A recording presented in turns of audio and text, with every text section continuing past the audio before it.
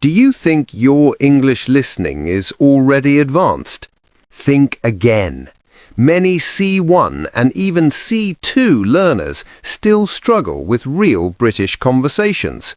Today, I'm putting your skills to the ultimate test, from A1 beginner level all the way to C2 mastery. One question: will you understand everything, or will native British English catch you out? Let's find out right now. Today, I am going to test your listening skills all the way from A1, the very beginning of English, to C2, the most advanced level of English. Each audio clip will increase in difficulty, and we will analyze some of the most interesting vocabulary, grammar, and pronunciation from each clip. And if you think you're already at C1 or C2, don't skip ahead. You might be surprised by some of the things that come up in our lower level clips. I'd like to give you a free ebook. It's my B1 to C1 ebook, and it contains everything that you need to know in order to pass the B1, B2, and C1 levels of English. There is so much in there. I'm giving it to you for free in preparation for our Black Friday sale. This is my biggest event of the year. My students literally wait all year for this because they know two things. One, I always go a bit mad with the offer. And two, my programs genuinely transform your English.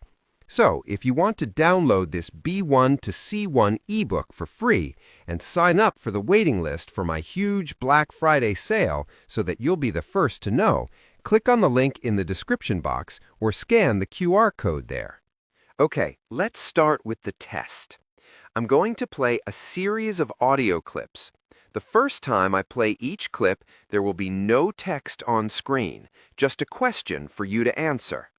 Then I will play it once more with the transcript, but with some key words missing. You need to fill in the gaps, and then we'll analyze some of the interesting language features. Let's begin with an A1 level clip. Now, if you've ever visited the UK, it's possible that you arrived at London Heathrow. Our first clip is from a documentary called Heathrow, Britain's busiest airport. So remember, first I'll play the audio with no text on screen. Just listen and answer the question, and make sure you turn off subtitles if you want to do this properly.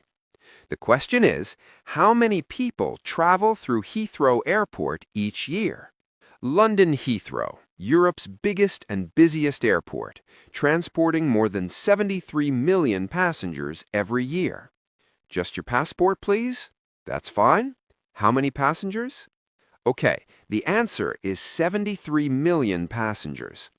Passenger is a slightly higher level word, around A2 level, and refers to a person who's traveling, not working, on a plane, bus, train, and so on.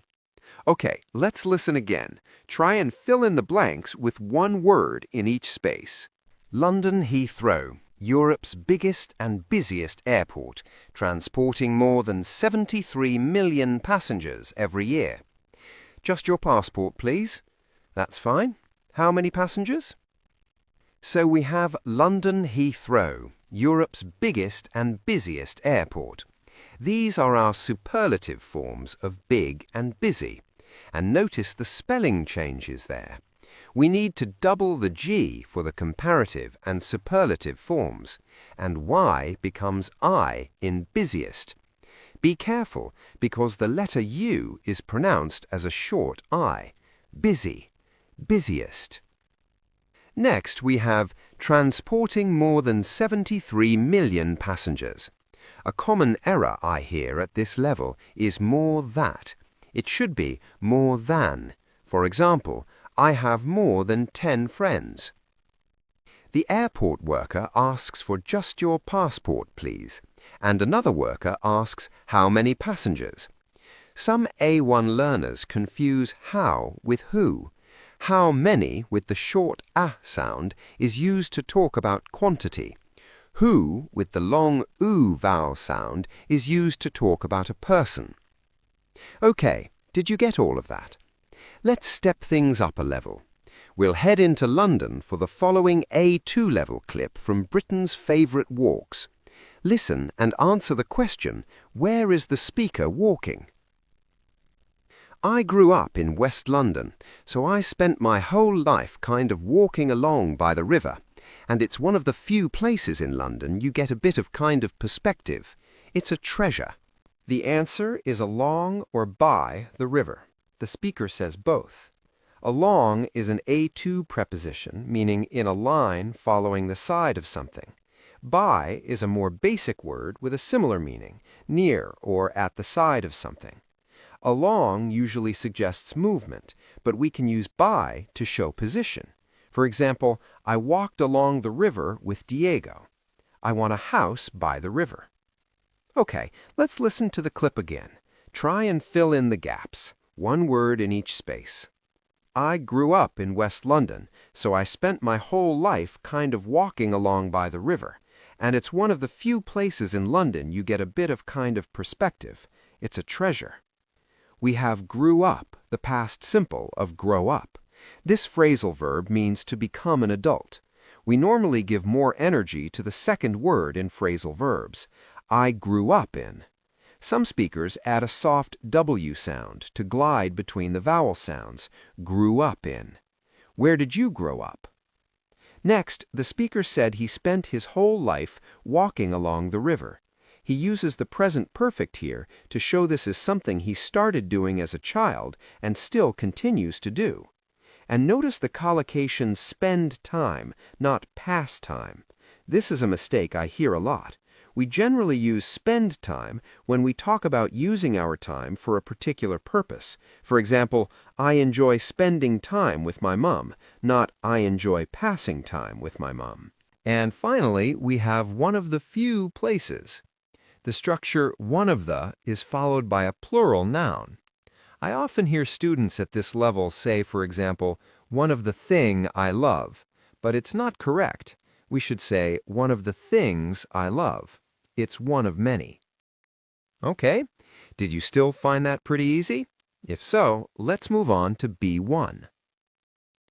The next clip is from an actor and comedian, Stephen Mangan, and he's answering the question, what's in my suitcase, and lists some items he never travels without. What's in my suitcase? Well, I always bring a pillow because I'm really fussy like that, and I can't stand other people's pillows. Also, other people have been sleeping on those pillows. I always bring something to play music on because I like to have music, and even though some hotel rooms have something, you can never be too careful. So far, he's mentioned a pillow and something to play music on. Let's jump in at number 3. Listen and answer the question, what other 3 objects does he always bring when he travels? Number 3, I always bring a pair of sunglasses because I've got a quite weird face and lots of glasses don't look that good on me. 4, I always bring about 25 phone chargers because I'm just paranoid that I won't be able to charge my phone because what am I going to do without my phone? Will I exist if my phone runs out of battery? I won't exist. And 5, I always bring a book. I like to read a book, especially on a beach. Well done if you caught sunglasses, phone chargers, about 25 to be precise, and a book. What 5 items would you never travel without? Let me know in the comments. Let's listen again for some more detail and fill in each gap with one word. Number 3, I always bring a pair of sunglasses because I've got a quite weird face and lots of glasses don't look that good on me. 4, I always bring about 25 phone chargers because I'm just paranoid that I won't be able to charge my phone because what am I going to do without my phone? Will I exist if my phone runs out of battery? I won't exist. And 5, I must bring a book. I like to read a book, especially on a beach.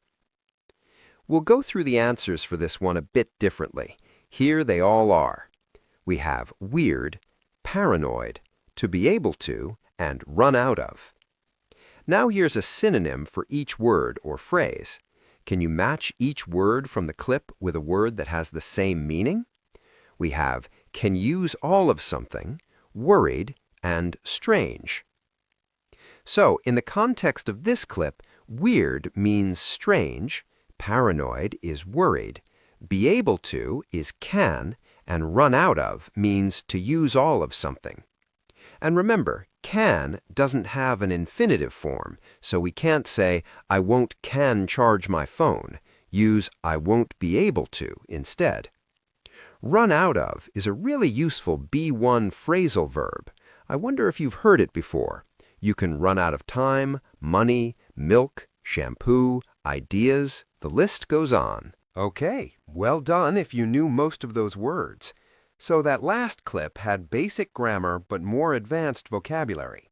Our next B1 Plus clip is more challenging because of its grammar and also because the speaker's delivery is pretty fast. We're in the beautiful, historic city of Bath at the First Dates restaurant. Listen to the short clip and tell me what problem did they have on the date. What about your first date? Oh my God. I think all I remember is just staring at this menu for so long I didn't know what you meant to do. We just didn't know what to say to each other. So I think if the menus had been taken away, we probably would have found something. Oh, this sounds very uncomfortable. They didn't know what to say to each other.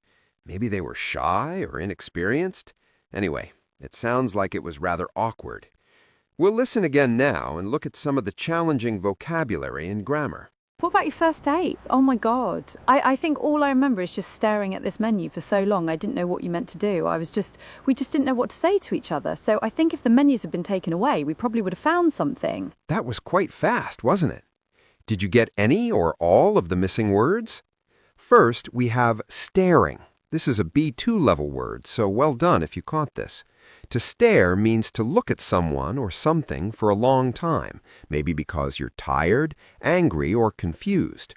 For the speaker in our clip, she was probably staring at the menu as she was too embarrassed to look anywhere else. Next we have meant, the past of mean, and notice the pronunciation here.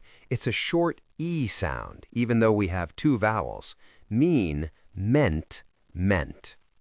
I didn't know what you were meant to do is the same as I didn't know what was expected in that situation. Now let's take a closer look at the grammar in this final sentence. The speaker says, so I think if the menus had been taken away, we probably would have found something to say. This is an example of the third conditional, and it's often taught at the end of B1 courses, shortly before moving on to B2.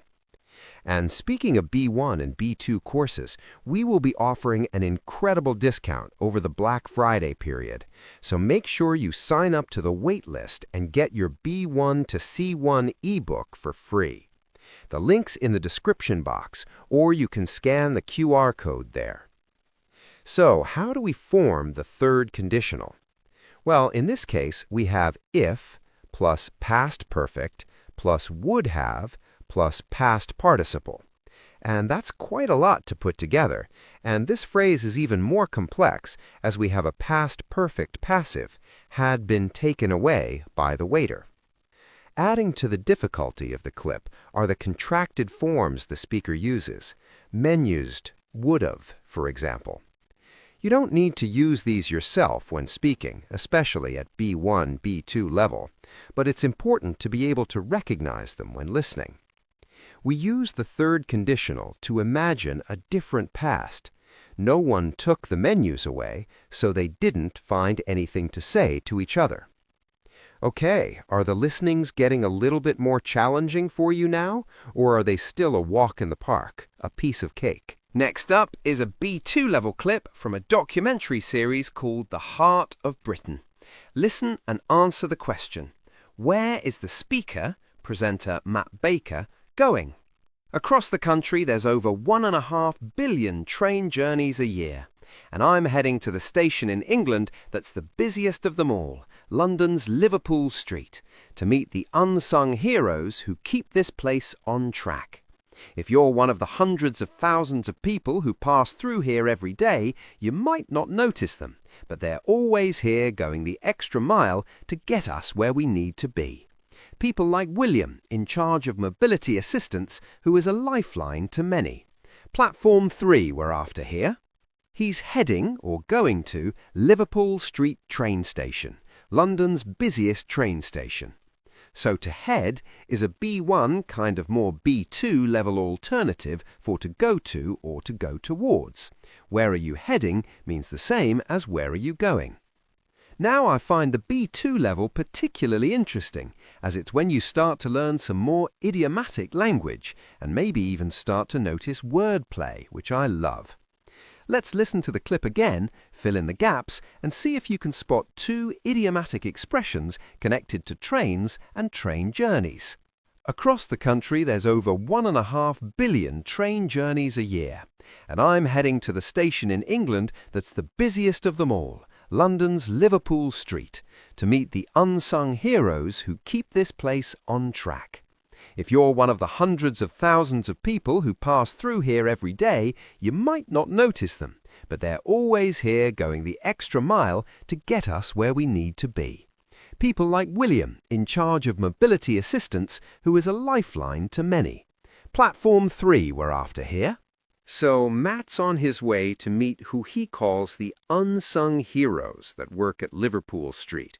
An unsung hero is a person who is not praised or noticed for their hard work, but deserves to be. The next two phrases are very clever, as they have both a literal and a figurative or idiomatic meaning. We have keep this place on track and going the extra mile. Trains run on tracks. This is the literal meaning. But if someone keeps something on track, they make sure everything goes correctly. A mile is a measurement of distance, but we can use the idiomatic expression to go the extra mile to mean to make an extra effort, more effort than is expected of you. An example, William is the unsung hero who goes the extra mile to assist people with reduced mobility. These are people who cannot move around easily, often because of age, illness, injury, or disability. And I just have to mention the last phrase that Matt uses. I love it so much. He says, platform 3 we're after here. So the informal phrase, to be after someone or something, means to be looking for someone or something. For example, you're staring into the fridge, Mum. What are you after? What are you looking for? Okay, we're really warming up now. This next clip is around B2 to C1 level, as it contains some really advanced vocabulary. We're heading to a beautiful area of Britain, the Yorkshire Dales. Listen and answer the question, why are the Yorkshire Dales considered so significant? So far on our coast-to-coast adventure, we've covered the Lake District leg, but it's time to join up to 5 million visitors a year by heading deep into Dale country. The Yorkshire Dales are actually 42% of the country's most important landscapes and wildlife, along with red squirrels, peregrine falcons, and many rare plants and mosses. The Dales are home to some distinctive sheep breeds, such as Swaledales with their black faces and curled horns. The answer is because they house some of the country's most important landscapes and wildlife. And notice I said house with a voiced Z sound at the end, not house with the unvoiced S. Now that's because this is the verb form, meaning to give a place for a person or animal to live. Landscape is what we can see when we look around, especially in nature. For example, mountains, hills, rivers, and so on. Wildlife refers to the animals, plants, and insects, etc., that live in nature. Let's listen again. This time, try and catch the missing wildlife words. This is tough. You ready? So far on our coast-to-coast adventure, we've covered the Lake District leg, but it's time to join up to 5 million visitors a year by heading deep into Dale country. The Yorkshire Dales are actually 42% more land and some of the country's most important landscapes and wildlife, along with red squirrels, peregrine falcons, and many rare plants and mosses. The Dales are home to some distinctive sheep breeds, such as Swaledales with their black faces and curled horns. First, we have red squirrels. Squirrel. This is a small animal with a big tail and large ears that collects food and stores it for winter. Now, this word is notoriously difficult to pronounce. The squa cluster at the beginning can be hard. Squirrel, squirrel. Next, peregrine falcons. Peregrines are a bird of prey that are incredibly fast when diving. I wonder if you have them where you live. Next up, mosses. These are small, soft green plants that grow on damp trees and rocks. And finally, sheep breeds such as Swaledales, a tough breed of sheep from the Yorkshire Dales, famous for its rounded horns. Now we've got even more advanced vocabulary in this clip. Words like leg, meaning a part of a journey, and moored, a word that describes areas of Britain covered in rough grass. Okay, are you ready for our final clip, which is our C2 level clip? We're going to listen to actor and comedian Danny Dyer. He's going to tell us how he likes his tea. Now, I warn you, this clip is incredibly challenging on so many levels. First, we have Danny Dyer's strong Cockney accent. We also have some informal colloquial language, some non-standard grammar, and of course, some C2 level vocabulary. Listen to Danny Dyer explaining his perfect cup of tea and answer the question, how does Danny like his tea? I like a strong cup of tea. And I know some people are very different. Some people leave the tea bag in. That's always a nutty one. I like my cup of tea. It should be the same colour as a Werther's. A Werther's original. Is that a British thing? Werther's. Oh yeah, love a Werther's. Interesting. Werther's. Because when I do a play, you know when it's a matinee and it's all the old lot, in the old girls sitting in the front row falling a kip, but you get a hit of Werther's as you walk out on the stage. It's like, makes you faint. Although I like the smell of it. So I'd leave the tea bag in as long as possible and then rinse the life out of it. Some people use a tea bag again, didn't they? And I get that. That was tough, wasn't it? Okay, feel free to go back and listen again. You can even slow the clip down if you want. So, when describing his tea habits, Danny says he likes a strong cup of tea. He likes it to be the same color as a Werther's original. That's a great way to describe how you like your tea. He is very creative. Werther's are a traditional German sweet, but they're very popular in the UK. They are delicious. They have a caramel color. I wonder if you've ever tried them. And he leaves the tea bag in the water as long as possible. Let's listen again and go a bit deeper into some of the expressions Danny uses and take a closer look at his accent. Are you ready? Try and fill each gap with one word. I like a strong cup of tea. And I know some people are very different. Some people leave the tea bag in. That's always a nutty one. I like my cup of tea should be the same colour as a Werther's. A Werther's original. Is that a British thing? Werther's. Oh yeah, love a Werther's. Interesting. Werther's, because when I do a play, and it's a matinee, and it's all the old lot in the old girls sitting in the front row falling a kip, but you get a hit of Werther's as you walk out on the stage. It's like, makes you faint. Although I like the smell of it. So I'd leave the tea bag in as long as possible, and then rinse the life out of it. Some people use the tea bag again, didn't they? And I get that. Okay, Danny doesn't say, I like a strong cup of tea. He says, I like a strong cup of tea, dropping the of sound, cup of tea. Some people leave the tea bag in. That's always a nutty one. So nutty here is an informal word that means a little bit strange or crazy. I pronounce the th in Werther's with a th sound. But did you notice that Danny used a v instead? Werther's original. So this is very common in Cockney and some other British accents. He then talks about when he does matinee plays, or should I say matinee, with a glottal stop in the middle. This is another common feature of Cockney accents, replacing the T in the middle of a word with a glottal stop, matinee. A matinee is an afternoon performance of a theater play or film. They're popular with families, with children and older people, and me. I'm not one for a late night, and you can often get tickets a bit cheaper than usual. Next, we have the wonderful informal expression fall in a kip, which means falling asleep. We can use kip as an informal word for a short sleep or a nap. I must say, fall in a kip is not very common, but using kip on its own is fairly common. Now, after leaving the tea bag in the water for as long as possible, Danny likes to rinse the life out of it.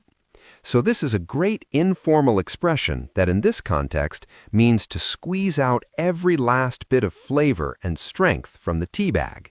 One single word can expose your real English level. And the shocking part? Almost every English learner uses it every single day, thinking it sounds correct. But to native speakers, it sounds basic. Today, I'll show you the one word you must stop using if you want to sound fluent. And more importantly, I'll show you what native speakers say instead. The word is very. Yes, very. It's not wrong, but it immediately tells native speakers that your English level is beginner or intermediate. Native speakers don't add words to sound stronger. They choose stronger words. When you say very good, you're using 2 weak words instead of 1 powerful word. Let's fix that. Instead of very good, say excellent, fantastic, or outstanding. Instead of very bad, say terrible, awful, or disastrous. Instead of very tired, say exhausted or drained. Instead of very happy, say thrilled, delighted, or over the moon. Instead of very angry, say furious or livid. Instead of very big, say huge, massive, or enormous. Instead of very small, say tiny or microscopic. Listen to real conversations. Watch movies. Watch interviews. You'll notice something interesting. Native speakers almost never say very. They upgrade the word, not the sentence. Listen to real conversations. Watch movies. Watch interviews. You'll notice something interesting. Native speakers almost never say very. They upgrade the word, not the sentence. This one habit makes your English sound confident, natural, and professional. Not textbook English, real English. If you want real English, not classroom English, subscribe now. And remember, stop using very and start sounding fluent. Do you make common mistakes like these in English? It's a 2 hours drive, despite of the rain. He said me he was coming. All 3 contain super common mistakes, but don't worry. Today I'll help you stop making these 5 errors and feel more confident. Brand new free ebook, 35 common mistakes and how to fix them. Everything from today, plus 30 more mistakes. Sign up via link or QR. Let's begin with mistake number 1, compound adjectives. Can you spot the mistake? It's a 2 hours drive. 2 mistakes. Remove S from hours. Adjectives not pluralized. Add hyphen. 2 hour drive. Compound adjective. Correct. That's a 5 minutes walk away. Correct. 5-minute walk with hyphen. Correct. We had a 3 weeks holiday in Spain. Correct. 3-week holiday with hyphen. Correct. I've got a £50 note. Correct. £50 note, no plural, with hyphen. Mistake number 2. In spite of and despite. Which is correct? In spite of the rainy weather or despite of? Correct. In spite of or despite. No of after despite. Pronounce despite as despite. Stress on second syllable. In spite of is more informal than despite. The patterns after despite, in spite of in PDF.